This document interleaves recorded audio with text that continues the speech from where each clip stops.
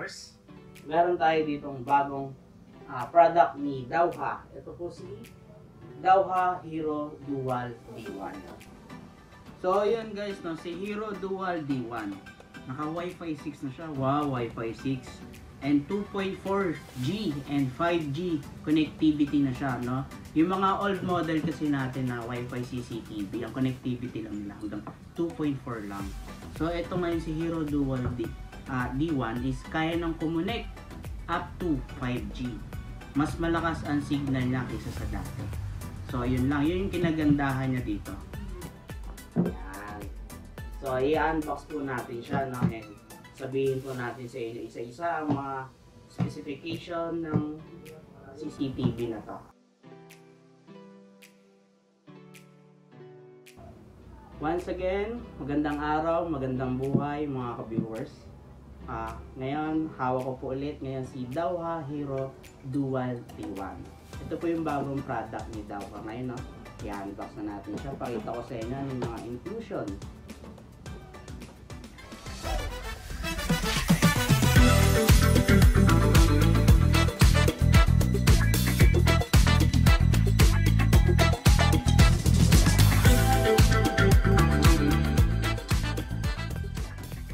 A few moments later.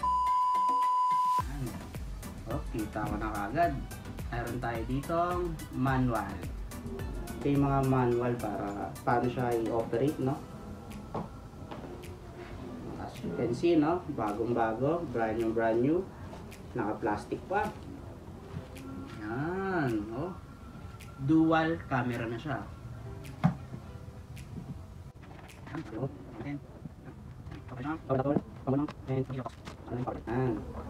Ito po yung mga inclusion ni Dowha Dual D1, no?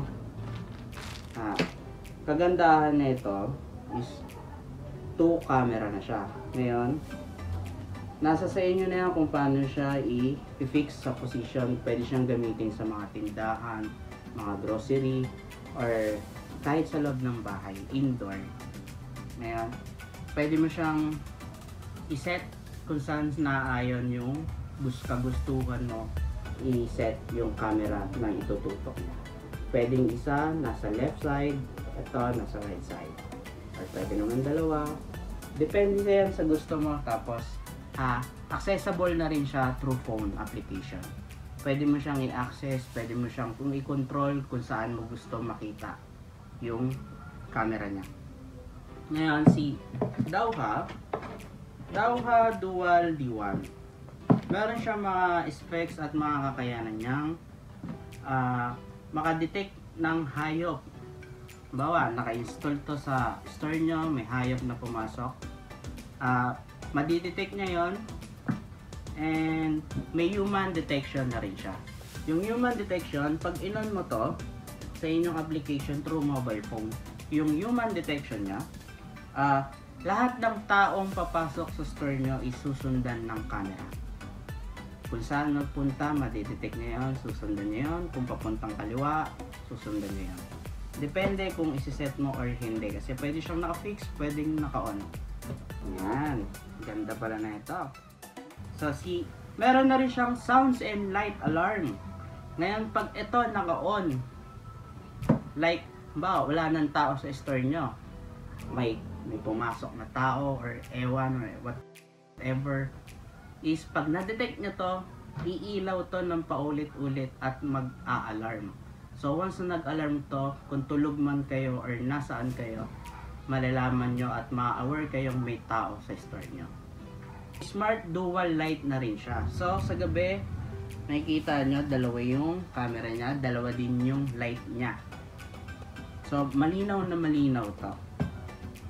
Yan. Meron na rin siyang adjustable dual lens. So, pag sinabing adjustable dual lens, ay nga yung pinaliwanag ko kanina, pwede nyo siyang i-manual adjust or through access to your phone, mobile application.